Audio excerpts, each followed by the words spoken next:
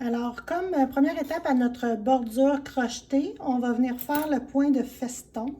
Donc, le point de feston, c'est ça ici. Puis, on va avoir une petite bordure après pour venir accrocher notre crochet après le point de feston. Puis, si jamais vous voulez que faire le point de feston, vous allez voir, c'est quand même très joli. Donc, on prend soit un tissu qu'on a dans nos kits ou un linge à vaisselle ou tout ça. Puis, qu'est-ce qui est le fun aussi, c'est que quand on a la couture qui est déjà faite, comme ça, on peut se fier à la couture pour venir faire nos points pour qu'ils soient de distance égale avec notre bordure. Vous pourriez aussi, si vous voulez, venir tout marquer là au crayon qui va s'effacer, vos petits points.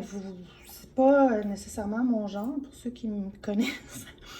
J'aime ça un peu, ça je l'ai fait vraiment la main levée ici, là, puis je veux dire, bon c'est sûr que c'est peut-être pas égal, là, mais à l'œil, vite fait, bien fait, c'est fait à la main aussi, donc moi je trouve ça super joli comme résultat.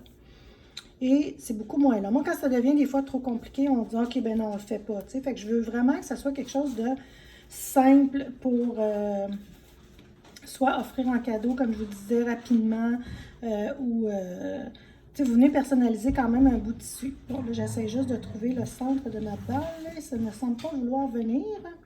Donc, j'irai avec l'extérieur. Ça fait qu'on se prend un fil. Pas trop long parce que je pense pas qu'il faut viser faire au complet notre point feston d'une fois. Aussi, vous allez voir là, le coton, quand on le passe plusieurs fois là, dans le trou, ça fait que ça se dédouble un petit peu. Bon, c'est pas la fin du monde, là, mais on voit que ça, des fois, ça peut... Puis ça rallonge la chose aussi quand on a tout le temps à passer l'aiguille, sortir du fil et tout ça. Je vous conseille une aiguille. Il faut que l'aiguille soit assez piquante pour être capable de piquer dans votre tissu. Fait que tout dépendamment de ce que vous avez comme tissu, à vous de voir, là, mais pour que l'aiguille pique. C'est une aiguille à laine que j'ai pris. Je dirais peut-être de grosseur moyenne. Là, parce que je ne voulais pas exagérer non plus la grosseur des trous puis trop briser mon tissu. Donc, j'enfile mon aiguille. On va travailler seulement qu'avec un brin. Donc, je ne l'attache pas en double, rien. Quand on commence, je commence dans le coin. Puis encore là, une fois que vous avez vos coutures comme ça, on peut s'en servir aussi pour venir rentrer le fil. Donc, moi, ce que j'ai fait, c'est que je vais commencer mon point de feston ici. Ah, je vais le commencer ici. Parce que je vais vous montrer le coin en même temps. Donc, je le pique plus loin. Moi, je veux commencer ici mon point de feston. Donc, je le pique dans la couture. Puis, je viens le sortir. On fait attention, regardez là, pour pas qu'on vienne piquer, puis entrer, puis sortir là, de notre couture. Fait qu'on s'assure d'être bien entre les deux tissus. Puis, je vais venir le sortir un petit peu avant, comme ça ici. Si je l'avais commencé dans le coin, je vous suggère de le faire dans le coin. Attendez, je vais commencer un petit peu avant, juste pour vous montrer vraiment le point. Puis après ça, être capable de vous montrer le coin comme il faut. Donc, je le passe. C'est pas obligé d'être si long que ça. Puis je viens le sortir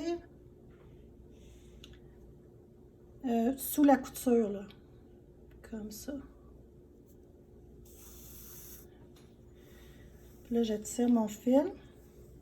Si vous voulez être certaine que votre grandeur de fil est assez longue, parce que des fois, on peut tirer, puis il reste juste un petit bout, laissez-le sortir comme ça, vous allez être sûr là, que vous n'avez pas tout tiré sur votre fil. Puis ce que je viens faire ici, je viens rentrer dans mon tissu, puis je le prends là pour faire un nœud. Voilà, comme ça. Et je vais venir... Attendez, je vais essayer de me tasser, je suis un petit peu encore à l'envers, là, comme ça. Fait que le premier point qu'on fait, il faut vraiment venir le faire en double si vous voulez. Donc, je viens faire un point vraiment vis-à-vis. Comme ça. Puis après ça, je viens en haut, ici. Puis je le passe en dessous ou même dans un petit brin pour être sûr que ça reste là. C'est juste pour partir. Après, vous allez voir, là, ça se fait tout seul. Bon, c'est là que le fun commence. Vous allez voir, c'est simple, là. On peut le faire en écoutant la télé, aucun problème. Donc, on s'en vient toujours piquer sous notre couture. Donc, notre fil est ici. Est-ce que je suis capable de grossir? Oui. Là, je m'en viens piquer. Peut-être 1 cm, un petit centimètre peut-être. Puis là, mon fil est là, ici. Je pique pour être par-dessus mon fil, comme ça.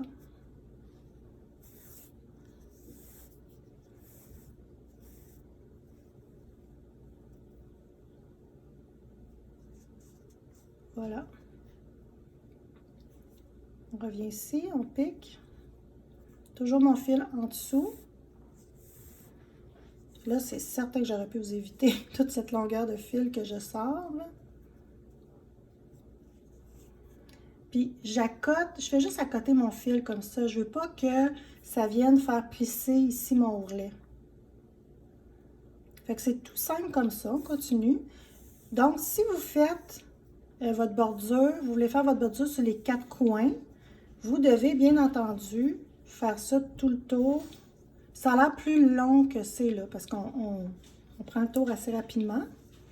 Là, quand j'arrive ici à mon coin, je vais avoir comme une barre de fil comme ça. J'en vais avoir une là comme ça, une ici, puis une là. Je veux ici qu'il y en ait une qui passe en biais pour être capable de venir faire mes mailles serrées puis accrocher ma coquille par la suite.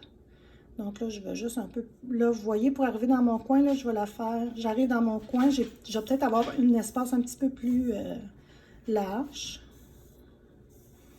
Encore là, on s'en fait pas avec ça.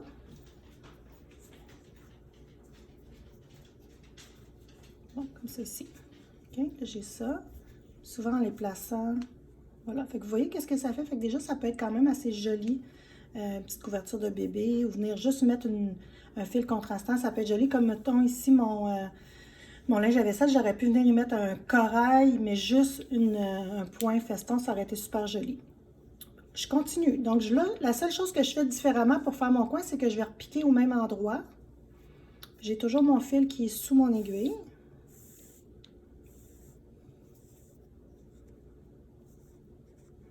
Là, je vais juste un petit peu placer comme ça.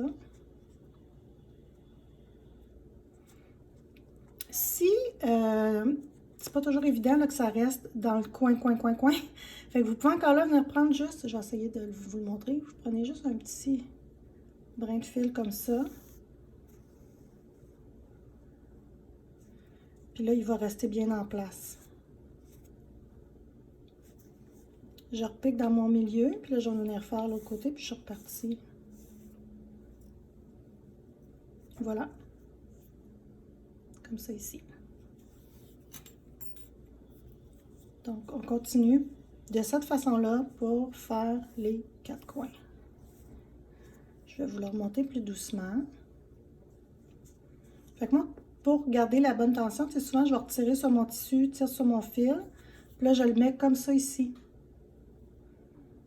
Là, je viens repiquer. Si vous faites quelque chose... Voyons, j'ai de la misère à rester dans l'écran, je suis désolée.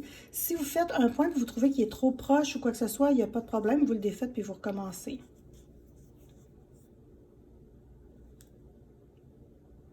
Il faut vraiment que ça soit relax.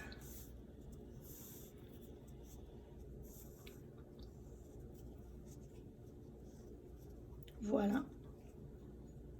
Donc, c'est ici, après ça, si vous voulez continuer la prochaine étape, c'est ici qu'on va venir faire notre crochet sur nos mailles serrées qu'on va venir entourer comme ça. Donc, dans la prochaine vidéo, donc vous avez le choix de laisser comme ça, c'est tout joli. Sinon, dans la prochaine vidéo, je vous montre à vous faire des mailles serrées juste au pourtour. Puis, dans le troisième, je vous montrerai à faire les coquilles. À tantôt!